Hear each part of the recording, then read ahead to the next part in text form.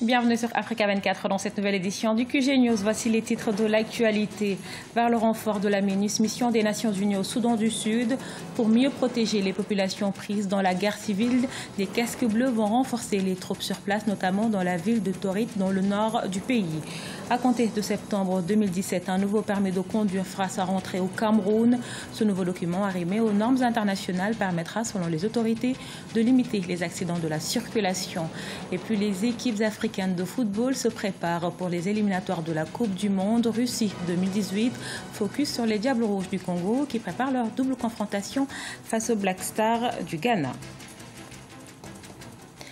En crise depuis 2013, le Soudan du Sud est plongé dans une guerre civile. La MINUS, mission des Nations Unies dans le pays, déjà présente avec plus de 12 000 soldats, prévoit d'augmenter son effectif. Objectif, aider à mieux protéger les civils pris dans ce conflit. Deogracias Podo. La situation au Soudan du Sud suscite toujours des inquiétudes. Jeudi 24 août 2017, le Conseil de sécurité des Nations Unies a une nouvelle fois lancé un appel au gouvernement à cesser les obstructions au travail de ses hommes sur le terrain. La force onusienne au Soudan du Sud se compose de plus de 13 000 hommes. Elle a pour mission principale de protéger les civils. Des casques bleus supplémentaires et du matériel devraient être déployés prochainement sur la ville de Torit, capitale de l'État de l'Équatoria oriental, dans le but de protéger les civils. La MINUS fait face à d'importants challenges en termes de mobilité et d'action au sein du pays parce que les forces gouvernementales et les forces de l'opposition, de manière assez systématique, s'opposent justement à leur déploiement ou bien à leur patrouille. La crise politique perdure au Soudan du Sud, toujours marquée par la tension entre le président Salva Kiir et son ancien vice-président Riek Machar. Sur place, les organisations humanitaires ont toujours du mal à porter assistance aux populations victimes des affrontements. La ville de Torit en est une illustration et les populations civiles demeurent les premières victimes. Le conflit au Soudan du Sud est un conflit créé par les hommes dont la responsabilité revient aux dirigeants du Soudan du Sud. Une responsabilité directe. La situation économique désespérée et la poursuite du conflit ont contribué à créer une situation dangereuse et précaire pour les civils.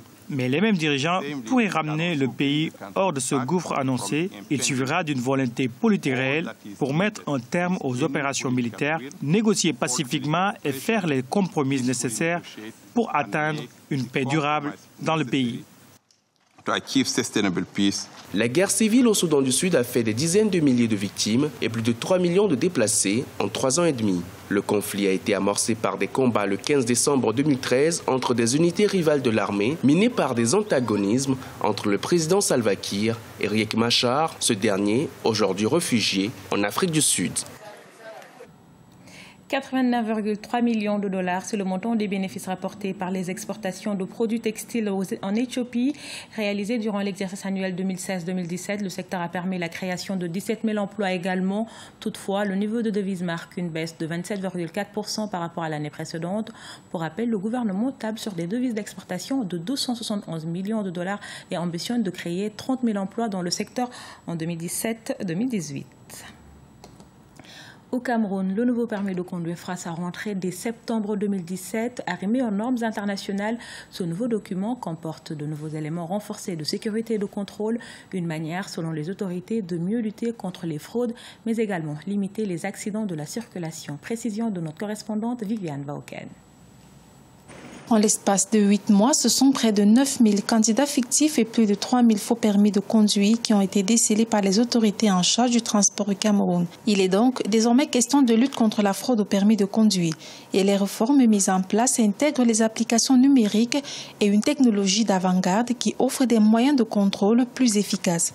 Des innovations qui vont influencer la sécurité routière. Ces innovations vont certainement influencer la sécurité routière, même si ce sont des mesures qui pourront ne pas être totales. Il faut avouer que ce seront des mesures qui vont influencer positivement la sécurité routière dans notre pays. Mais ce ne sera pas la seule mesure à prendre. Il y a beaucoup d'autres éléments qu'il faudrait, à mon avis, mettre ensemble pour pouvoir lutter efficacement contre l'insécurité routière que nous enregistrons ces derniers temps. En 2016, au Cameroun, les statistiques faisaient état de plus de 2000 morts et 4000 personnes handicapées à cause d'accidents de la circulation. Au centre de ce fléau, les automobilistes sont mis en cause à 70%. Malgré ces réformes, certains usagers ont un avis divergent. Pour ces derniers, le mauvais état des routes serait le premier facteur des accidents de la circulation. Je crois qu'on doit aussi penser aux routes qui causent autant d'accidents que le mauvais permis de conduire. Et je pense que les routes font même pire. Parce que l'état des routes, aujourd'hui au Cameroun, ne permet pas d'affirmer qu'un chauffeur peut rouler en toute sécurité sur nos routes. On doit améliorer la signalisation routière qui laisse à désirer. On trouve des panneaux qui sont déjà tombés, d'autres qui sont délabrés. Je crois que ça, ce sont des problèmes à tenir en compte. En cette veille de rentrée scolaire, les accidents sont récurrents sur les routes camerounaises. Le nouveau permis de conduire suscite donc de l'espoir auprès d'une grande partie des usagers de la route.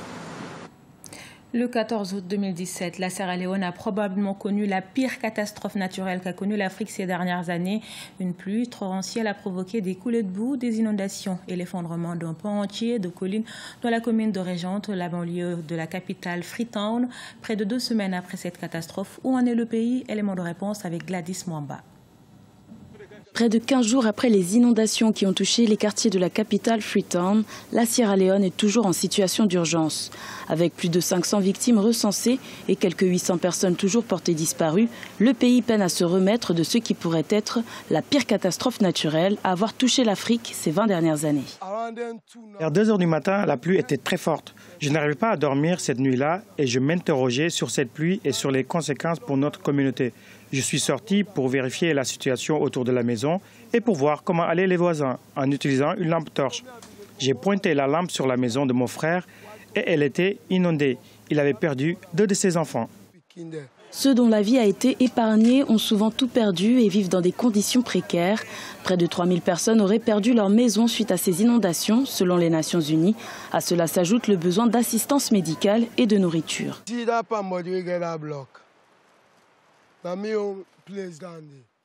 La maison en zinc que vous voyez là-bas est la mienne. Mon frère, qui a perdu 2 de ses enfants, était près de chez moi. Leur maison a été inondée, mais les 2 enfants sont morts parce qu'ils étaient endormis. La plupart des gens qui sont morts dormaient lors de l'éboulement, alors qu'il pleuvait encore. Les autorités craignent désormais un risque de propagation des maladies telles que le choléra, qui est endémique dans le pays. Le retour à la stabilité sociale s'avère être nécessaire pour ce pays qui devrait connaître ses élections présidentielles et législatives au mois de mars 2018. À la page sport, ce jeudi 31 août débutent les 3e et 4e journées des éliminatoires du Mondial Russie 2018. En prélude à ces rencontres, les Diables Rouges du Congo préparent leur match contre les Black Stars du Ghana. Une double confrontation dont le match aller est prévu le 1er septembre à Brazzaville, Deva Ponzo. Les Diables Rouges du Congo Football s'entraînent au stade de l'Unité à Kintélé depuis ce mardi 29 août 2017 en vue de préparer les rencontres de la 3e et 4e journée des éliminatoires de la Coupe du Monde Russie 2018 face aux Black Stars du Ghana. Ainsi, ce vendredi 1er septembre 2017 à Koumassi, les Congolais donneront le meilleur pour éviter l'humiliation. Plusieurs nouveaux joueurs vont découvrir la sélection nationale à cette occasion. Je suis content de rejoindre l'équipe, content de rejoindre le groupe. De ce que j'ai vu là, il y a un bon collectif, donc c'est de bon augure. On va jouer pour faire le meilleur résultat possible.